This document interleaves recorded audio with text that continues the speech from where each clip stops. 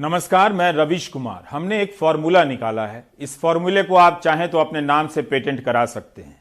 यह वो फॉर्मूला है जो पॉलिटिकल साइंस की दिशा को उस दिशा में मोड़ सकता है जिसे नई दिशा कहते हैं।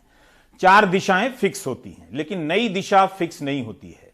इसका उद्गम और समापन निश्चित नहीं होता है। नई दिशा कहीं से भी और कभी भी चलाई जा सकती है। बहुत सारे लोग नई दिशा की ओर चलते हुए वहीं पहुंचते देखे गए हैं जहां से वे नई दिशा की तरफ चले थे। अक्सर देश को नई दिशा देने के नाम पर इस तरह की दुर्दशाओं को नोट किया गया है। नई दिशा मतलब नई दुर्दशा भी हो सकती है। नई दिशा पर भी मेरी थ्योरी आएगी, लेकिन अभी हम पॉलिटिकल साइंस को नई दिशा देने वाले इस फॉर्मूले पर फोकस करना चाहते हैं।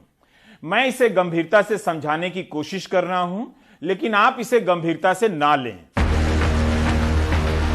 आपके स्क्रीन पर एक तरफ टोकरी है, दूसरी तरफ आदमी का भेजा है जिसे ब्रेन कहते हैं। इस वक्त दोनों का आकार एक समान है। हम दिखाने का प्रयास कर रहे हैं कि टोकरी में कौन सा मुद्दा डालने से आदमी का ब्रेन बढ़ता है और कौन सा मुद्दा डालने पर घटता है। लेकिन हमारी थ्योरी यह है कि ब्रेन का आकार घटने से आदमी की ऊर्जा कम लगती है, यानी उसकी बचत होती है। ब्रेन का आकार बढ़ने से ऊर्जा अधिक लगती है, खर्चा ज्यादा लगता है। जैसे ही आप इस टोकरी में चुनावी फंड का खेल, खारा पानी, घटिया स्कूल, घटिया कॉलेज, घटिया अस्पताल, आय में अंतर, बचत दर में कमी, पेंशन और सामाजिक सुरक्षा जैसे मुद्दों को डालते हैं, आदमी का भेजा कई तरह से सोचने के लिए सक्रिय हो जाता है, तार्किक होने लगता है, उसका भेजा फैलने लगता है, यानी ऊर्जा खर्च होने लगती है। अब आप जैसे ही टोकरी में इन मुद्दों को थोड़ा थोड़ा कम करते हैं और धर्म से जुड़े मुद्दे इधर उधर से डालने लगते हैं, एक धर्म से नफरत के मुद्दों को मिलाने लगते हैं, थोड़ा पाकिस्तान भी छौंक देते हैं, आदमी का भेजा कम सोचने लग जाता है, उसका आकार घटने लगता है, आदमी की ऊर्जा बचने लगती है और भेजा भी बचने लगता है। हम आपको यही दिखाना चाहते हैं कि राजनीति में धर्म के इस्तेमाल से आपको फायदा भी होता है। जैसे जैसे धर्म और उसके आधार पर नफरत का इस्तेमाल बढ़ता है, वैसे वैसे आदमी के दिमाग का इस्तेमाल कम होने लगता है, भेजा छोटा होने लगता है। छोटा भेजा बचत की निशानी है। मेडिकल साइंस जो भी कहे, लेकिन पॉलिटिकल साइंस में मेरी इस एक लाइन की थ्योरी अकाट्य है जो आज निकल कर आई है। दिमाग का कम से कम इस्तेमाल यानी ऊर्जा की अधिक से अधिक बचत, अकेले सोचने के झंझट से मुक्ति, भीड़ में बने रहने और भीड़ बनने के सुख को कभी सुख की मान्यता नहीं दी गई, जो आज मैं देने की कोशिश कर रहा हूं। यह वो सुख है जिसे बचाए रखने के लिए हर चुनाव में धर्म का इस्तेमाल होने लगता है। सबके हंसने पर हंसना, सबके रोने पर रोना, सबके भड़कने पर भड़क जाना, सबके खदेड़ने पर खदेड़ देना। भेजे की यह दैनिक बचत इंसान को ज़ॉम्बी में बदलती है और ज़ॉम्बी इंसान हर चिंताओं से बेफिक्र जीता है। भेजे की बचत की यह थ्योरी मामूली नहीं है। सोचिए, अगर आप इसका इस्तेमाल करने लगे तो क्या क्या करना पड़ेगा। तेल कंपनियों की साइट पर जाकर पुरानी तारीखों के हिसाब से कच्चे तेल और पेट्रोल के दाम का आंकड़ा निकालना होगा। फिर अपनी कमाई का हिसाब लगाना होगा कि पिछले साल के 5 महीने में आपकी कमाई किस पाताल लोक में चली गई, जब तेल के दाम आसमान छू रहे थे। अब भी जमीन पर नहीं है, लेकिन इसे महंगाई मानकर इसकी बात बंद हो गई है। बात किसकी हो रही है? पाकिस्तान की। तरह तरह से एक धर्म से नफरत की, क्योंकि इसकी बात में आपको पढ़ना नहीं पड़ता है, दिमाग नहीं लगाना पड़ता है, केवल हां में हां मिलाना पड़ता है। इससे आपको यह सब सोचने के झंझट से मुक्ति मिल जाती है कि 80 दिनों से अधिक हो गए, पेट्रोल और डीजल के दाम क्यों नहीं बढ़ रहे। पिछले साल मई से लेकर 3 नवंबर के बीच जिस तरह से बढ़े थे, उस तरह से इन दिनों दाम क्यों नहीं बढ़ रहे हैं। अब देखिए, जून 2021 में कच्चे तेल की कीमत करीब $73 प्रति बैरल थी उसी अंतर्राष्ट्रीय बाजार में, और लखनऊ में पेट्रोल की कीमत $93.63 लीटर थी। अगस्त में कच्चे तेल की कीमत कम हो गई, करीब $70 प्रति बैरल। तब लखनऊ में पेट्रोल $98.92 लीटर हो गया, यानी कच्चे तेल की कीमत घटने पर भी पेट्रोल महंगा हुआ। अगर आप अपना दिमाग बचाना चाहते हैं तो बिल्कुल इसमें ना लगाएं कि जब अक्टूबर में 2021 के अक्टूबर में करीब $83 प्रति बैरल था कच्चा तेल अंतर्राष्ट्रीय बाजार में, तब लखनऊ में पेट्रोल मिला 102 रुपए 15 पैसे लीटर, और जब जनवरी 2022 में करीब $84 प्रति बैरल हुआ, यानी अक्टूबर से भी ज्यादा हो गया, तो लखनऊ में पेट्रोल 7 रुपया लीटर सस्ता हो गया। धर्मेंद्र प्रधान अब शिक्षा मंत्री हो गए हैं, लेकिन जब पेट्रोलियम मंत्री थे तब उन्होंने दाम बढ़ने के पीछे अंतर्राष्ट्रीय कारण भी बताए थे। ये सबके कारण एक अंतर्राष्ट्रीय बाजार में इस तेल के भाव में उछाल आई है। हम भी चिंतित हैं, उसको कैसे ग्राहकों को थोड़ा निजात दे, राहत दे, लेकिन मूलतः अंतर्राष्ट्रीय बाजार के उछाल के कारण। दिसंबर 2021 से जनवरी 2022 के बीच अंतर्राष्ट्रीय बाजार में कच्चे तेल की कीमत करीब $10 प्रति बैरल बढ़ी है, लेकिन भारत में पेट्रोल के दाम में चवन्नी की वृद्धि नहीं हो रही। यह कैसे हुआ, जबकि पिछले साल जून से अगस्त के बीच अंतर्राष्ट्रीय बाजार में कच्चे तेल के दाम में $3 की कमी आई, लेकिन पेट्रोल 5 रुपया महंगा हो गया। कैसे हुआ? क्योंकि लोग सवाल पूछने के बजाय धर्म की राजनीति के नशे में चूर थे। इसकी चपेट में जो भी आता है उसका भेजा छोटा हो जाता है। सोचने से दिमाग की बचत को वो पैसे की बचत से ज्यादा महत्व देता है। ये और बात है कि 95 रुपया लीटर पेट्रोल अब भी उनकी जेब पर भारी पड़ रहा है। क्या रेट लिया? 96 रुपये कुछ पैसे हैं। तो 96 रुपये में लेने में कोई दिक्कत तो नहीं है? अब दिक्कत तो है, लेकिन लेना मजबूरी भी है। बाइक नहीं चलाएंगे, अगर नहीं लेंगे तो बाइक नहीं चलेगी, पानी से तो चलेगी नहीं। अब मजबूरी तो है ही है। 96 के रेट लिया है तो 96 रुपये ले रहे हैं, दिक्कत तो कोई नहीं है? दिक्कत पूरी है। पहले 70-65 लिया करते थे, आज 96 ले रहे। महंगाई बढ़ती जा रही है, दिक्कत तो पूरी है ही। अच्छा, कुछ दिन से सरकार ने जो पेट्रोल के रेट है उससे छेड़छाड़ नहीं की है, तो क्या वजह मान रहे हैं? नहीं, बिल्कुल पेट्रोल के रेटों से छेड़छाड़ करी गई है। कई बार घटाए गए, बढ़ाए गए, और फिर घटने के बाद में जो है फिर बढ़ जाएंगे। जब मार्केट में पेट्रोल हम लोगों को 112 रुपये लीटर मिल रहा था, अभी फिलहाल कच्चे तेल की कीमत 84 रुपये है, और उसके बावजूद हमें 96 रुपये मिल रहा है। तो बस हम यही उम्मीद करते हैं कि गवर्नमेंट चाहे कोई भी बने, और यही हमारी अपील है कि पेट्रोल पे प्लीज कृपया करके पैसे ना बढ़ाए जाएं। 4 नवंबर को पेट्रोल और डीजल पर उत्पाद शुल्क घटा दिया गया, तब से दाम नहीं बढ़े। लेकिन जिस स्तर पर आज दाम है, क्या वो कहीं से भी सस्ता है? स्थानीय चुनावों में कितनी शक्ति है कि अंतर्राष्ट्रीय बाजार की शक्ति कमजोर पड़ गई। लोग बात नहीं कर रहे हैं, शायद दर्द का पता नहीं चल रहा है, क्योंकि जैसे ही दर्द महसूस होता है धर्म का मुद्दा आ जाता है, भेजा छोटा हो जाता है। बहुत हुआ, हिंदू मुस्लिम होगा सिर्फ युवा। अब रोजगार की बात करो, सिर्फ रोजगार की। हिंदू मुस्लिम बंद करो। यह वीडियो सोमवार का है, पटना रेलवे स्टेशन का। ये नौजवान इसलिए यहां इस तादाद में जमा हो गए क्योंकि इन्होंने सोचना शुरू कर दिया। धर्म के नाम पर परलोक की चिंता छोड़ नौकरी के नाम पर इस लोक के दुखों के बारे में सोचने लगे। इस क्रम में इनका भेजा बड़ा होता गया, ऊर्जा की खपत बढ़ने लगी, जिसे शांत करने का एक तरीका यह भी था कि वे अपनी मांगों को लेकर प्रदर्शन करें, और इसे शांत करने का एक तरीका यह भी था जो पुलिस यहां करती दिख रही है।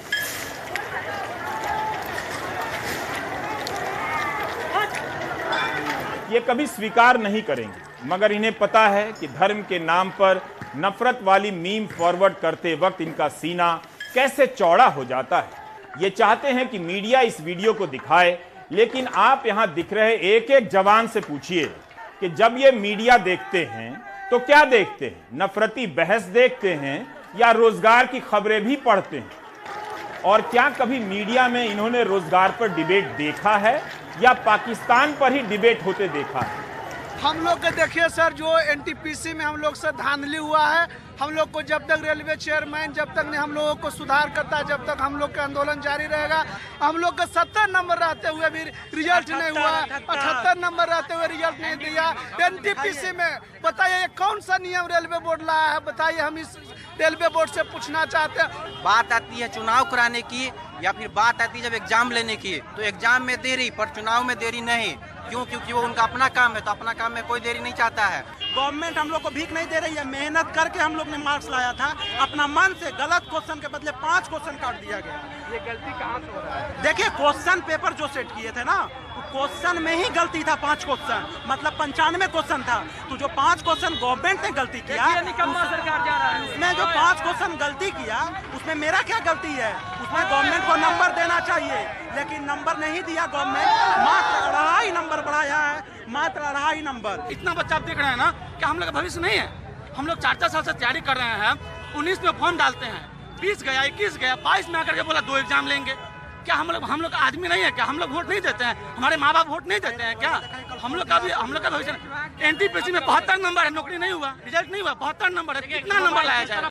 बेरोजगारी विस्फोटक हो गई है। इसे फटने से धर्म का मुद्दा ही बचा सकता है, क्योंकि उसी में इन नौजवानों को भटकाने की ताकत है। सांप्रदायिक होने के सुख के सामने बेरोजगार होने का दुख कुछ भी नहीं है, लिखकर पर्स में रख लीजिए। इसलिए हर चुनाव में बेरोजगारी का मुद्दा फुस हो जाता है। नेता जानते हैं, तभी तो पाकिस्तान से लेकर धर्म का मुद्दा आते ही उनके तेवर बदल जाते हैं, वे गदगद नजर आने लगते हैं। इन नौजवानों ने मेरा काम बढ़ा दिया है, लेकिन और मैं अब आपका काम बढ़ाने जा रहा हूं। 2019 में लोकसभा चुनाव के समय जब नौकरी का मुद्दा जोर पकड़ा, तब जाकर 23 फरवरी 2019 को रेलवे ने ग्रुप डी के लिए 1 लाख से अधिक पदों के लिए भर्ती का नोटिफिकेशन निकाला। इस परीक्षा के लिए 1 करोड़ से अधिक छात्रों ने फॉर्म भरे। 2 साल तक परीक्षा नहीं हुई। फरवरी 2021 में राज्यसभा में तब के रेल मंत्री पीयूष गोयल जवाब देते हैं कि इसके लिए परीक्षा कराने वाली एजेंसी नियुक्त की गई। 2 साल बीत जाने के बाद तक वे एजेंसी नियुक्त करने की बात कर रहे थे। पीयूष गोयल के इस बयान के करीब 1 और साल बाद रेलवे ने इस साल 24 जनवरी को एक नोटिफिकेशन जारी किया है कि अब इसकी परीक्षा 15 और 7 मार्च को होगी, लेकिन 2 चरणों में। पटना में रेलवे की परीक्षा के ये उम्मीदवार देरी के कारण के अलावा इस बात से भी भड़क गए। उन्हें लगा कि 2 चरणों के नाम पर परीक्षा को फिर से लटकाने की कोशिश हो रही है। 3 साल इंतजार करवाने के बाद हमें ये बताया जाता है कि आपका CBT 2 भी होगा। बताओ ये कौन सी मानसिकता है? हम 3-3 साल इस वैकेंसी का इंतजार कर रहे हैं। 3-3 साल वैकेंसी होने के बाद हमें ये बताई जा रही है कि आपका CBT 2 होगा, तो और वो भी एग्जाम से 1 महीने पहले। हमने इसमें क्या नहीं देखा, हमने इस वैकेंसी के लिए क्या नहीं करा। परिवार के ताने सुने, 10-10 बार ट्विटर कैंपेनिंग करी है, और उसके बाद हमें ये बताया जाता है कि भाई आपका CBT 2 होगा, बस और कुछ नहीं है। ये वैकेंसी 2024 तक ले जाने का एक फॉर्मूला है और कुछ नहीं है। माननीय रेल मंत्री महोदय, आपसे विनम्र निवेदन है कि जो रेलवे ने अपनी दोषपूर्ण नीतियों के चलते CBT 2 का आयोजन कर दिया 10th लेवल ग्रुप डी के एग्जाम में, वो हमारी समझ से परे है। आखिर क्यों लेवल 1 के एग्जाम में CBT 2 का आयोजन रखा गया है?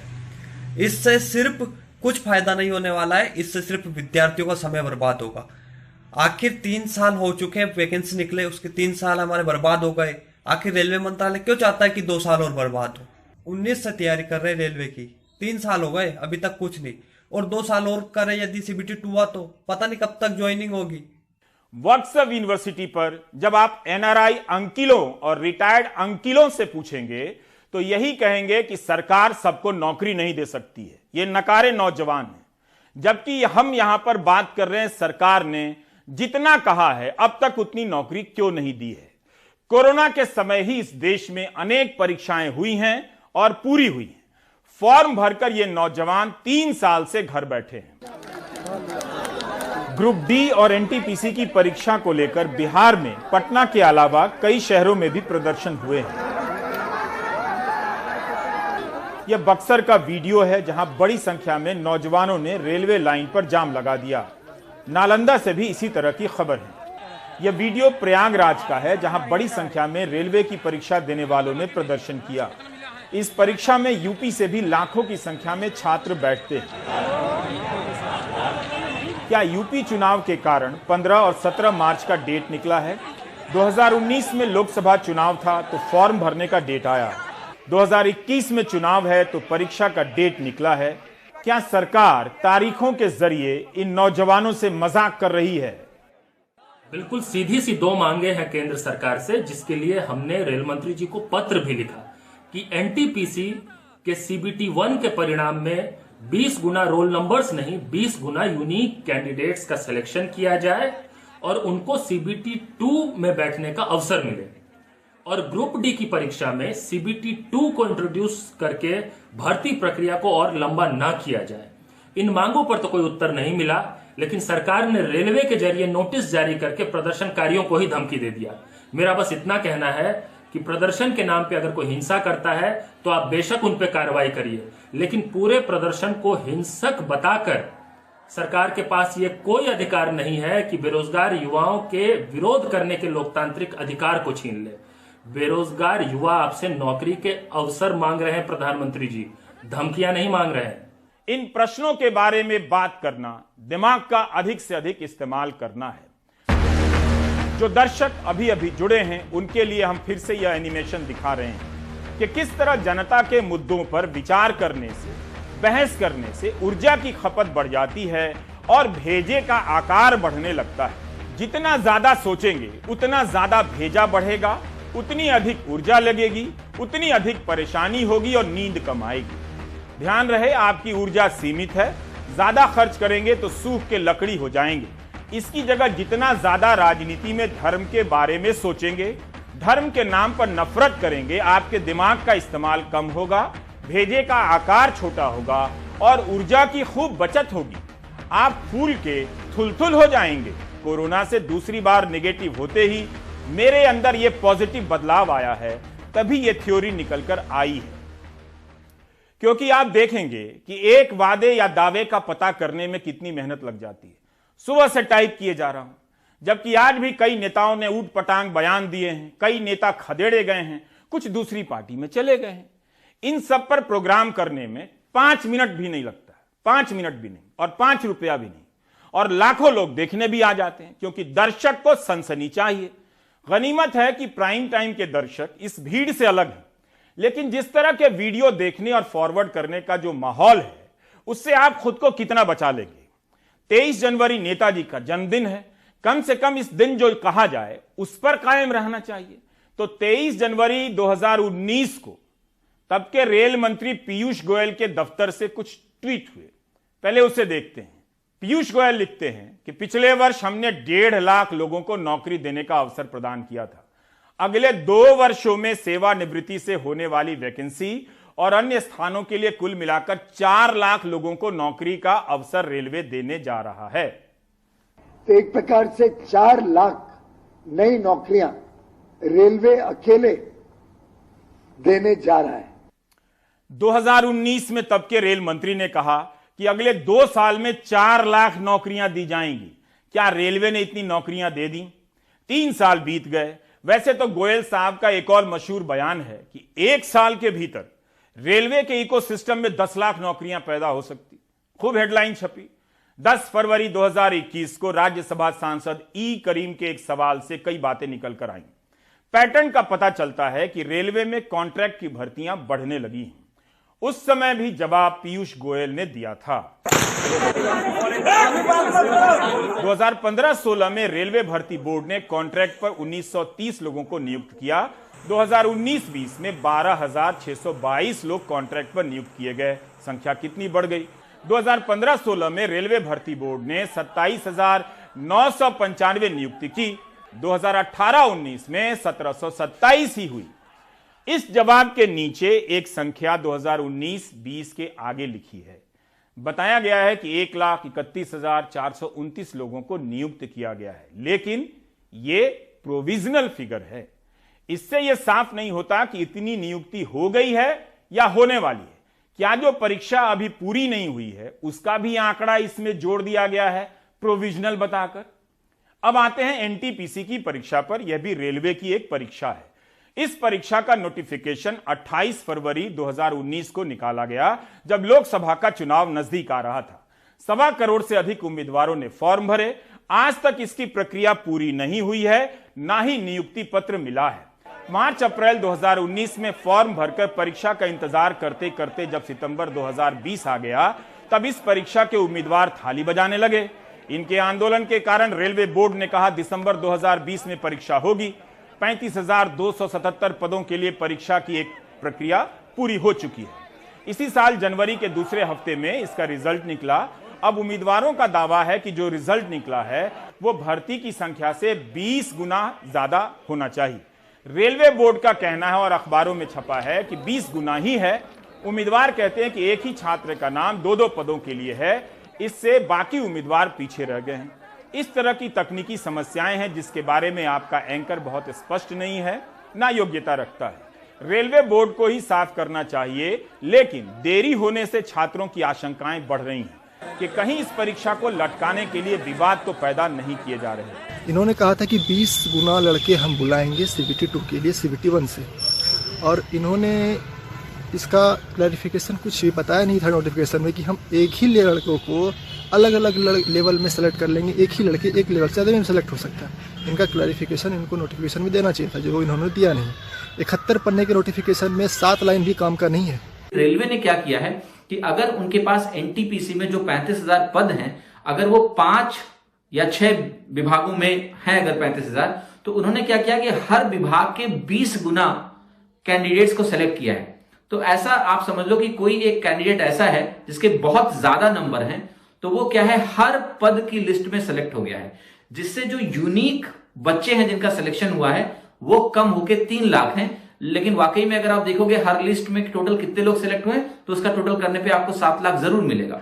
तो बच्चों का सीधा सा ये कहना है कि यार ये 7 लाख यूनिक बच्चे होने चाहिए 20 गुना, ना कि एक ही रोल नंबर आपकी 4 लिस्ट में अगर आया हुआ है तो उसको आप 4 बार काउंट करेंगे।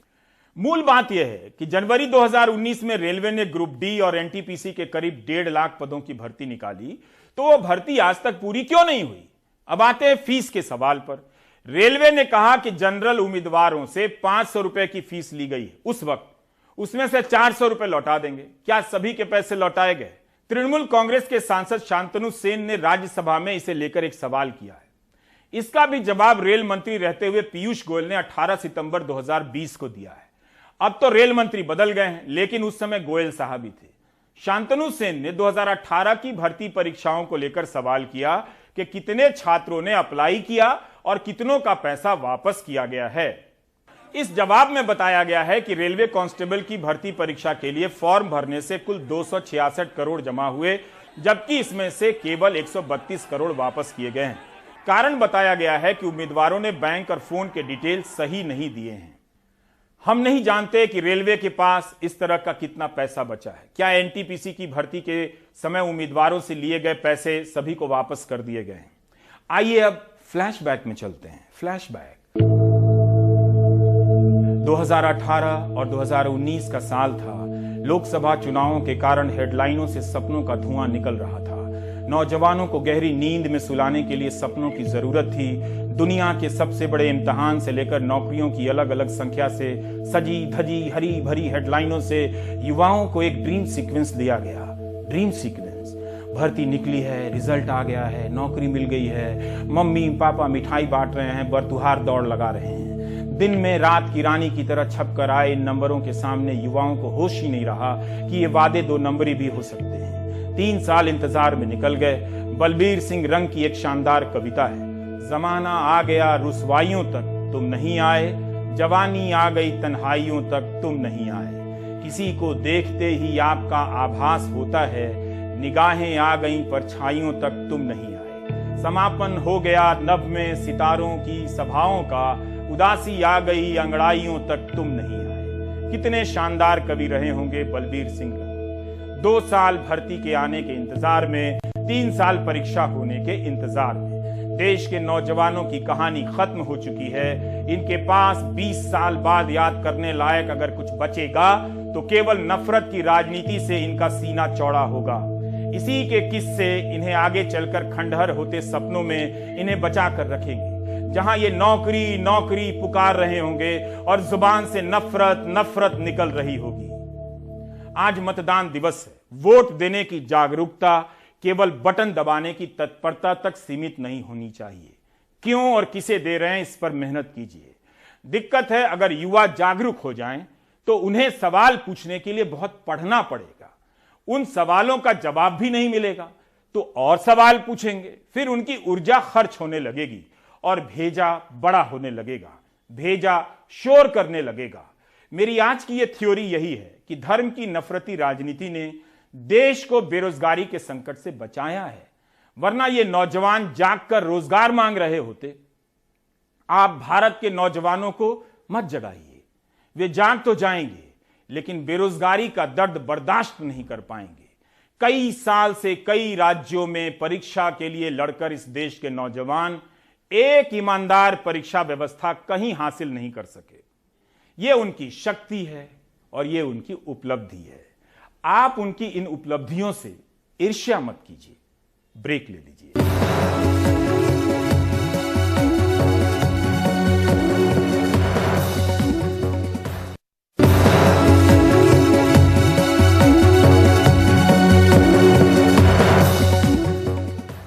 कोरोना के नाम पर स्कूली शिक्षा को जिस तरह से बर्बाद किया गया है उसका हिसाब ना तो लिया जाएगा न दिया जाएगा।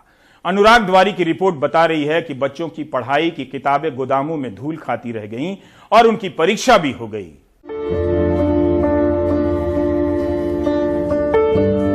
पढ़ के बता सकते हो क्या लिखा है? नहीं पढ़ते हैं। कुछ भी पढ़ सकते हो उसमें से? आपने बहुत सारे इसमें आंसर्स लिखे हैं। नहीं आते पढ़ते। पा। हाँ। ना। ना। ठीक है। जो उत्तर पुस्तिकाएं आपको मिली थी, आपने कहाँ से ये पढ़ाई किया था और किस तरह से आपने इस उत्तर पुस्तिकाएं भरी है? ये हमने मोबाइल में से।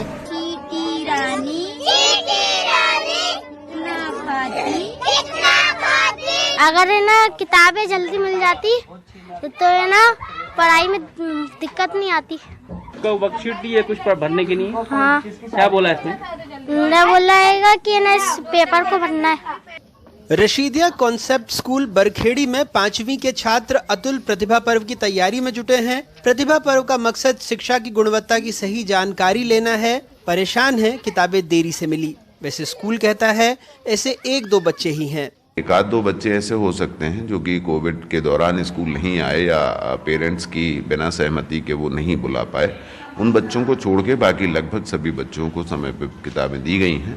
तो प्रतिभा पर्व की तैयारी में बच्चे डूबे हैं, लेकिन कितने तैयार हुए ये जानने भोपाल से हम आगर मालवा भी पहुंचे। एनडीटीवी की टीम ने जब जानकारी ली तो पता लगा कि भोपाल से निकली रंग बिरंगे पुस्तकें बच्चों की पहुंच से दूर सरकारी दफ्तरों में जमा पड़ी हैं। जिन किताबों से बच्चों का मुस्तकबिल संवारने के दावे हो रहे हैं, उन्हीं किताबों के ढेर में तालीम के फलसफे दबे नजर आ रहे हैं। ऐसे में बच्चों ने किस स्तर पर अध्ययन किया होगा ये जानने हम जिला मुख्यालय पर शासकीय स्कूल पहुंचे। 6ठी में पढ़ने वाले अल्ताफ ने सारे जवाब तो कॉपी में लिखे हैं, लेकिन सुनिए पढ़ा कैसे और लिखा कैसे। पढ़ के बता सकते हो क्या लिखा है? नहीं पढ़ते। तो आपको किसी ने घर पे मदद की थी? हाँ। किसने? हमारी बहन ने। लिखने में और उत्तर बताने में? हमारी बहन ने बताया। कितना आता है आपको बगैर देखे? आता है कुछ जानकारी? देखे नहीं आता है।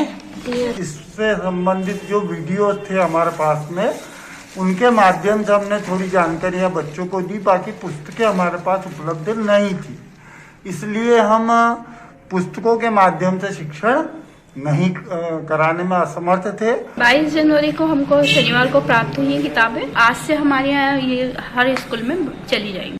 यहाँ तो किताबें नहीं पहुँची, लेकिन आदिवासी बहुल डिंडौरी जिले के सेनगुड़ा गांव में तो स्कूल की बिल्डिंग ही नहीं पहुँची। जो है वो खंडहर बन चुकी है। 52 बच्चे हैं। गांव वाले जब सबसे गुहार लगाकर हार गए तो 70 महिलाओं ने एकजुट होकर 2 दिनों में लकड़ी, बांस और घास फूस के सहारे झोपड़ी बना दी।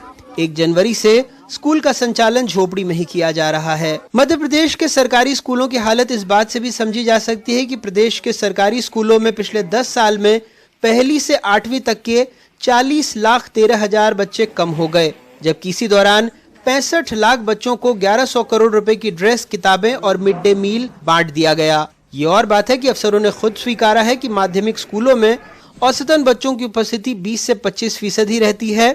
असर की रिपोर्ट बताती है कि राज्य में 1ली से 12वीं तक के 91,10,000 छात्रों पर औसतन सालाना 47,000 रुपए खर्चे गए। राज्य के 99,411 सरकारी स्कूलों में 43% में बिजली नहीं है, 5% में छात्राओं के लिए अभी भी शौचालय नहीं है ये हालात तब हैं जब इन पर 100 करोड़ रुपए सालाना खर्च का दावा है।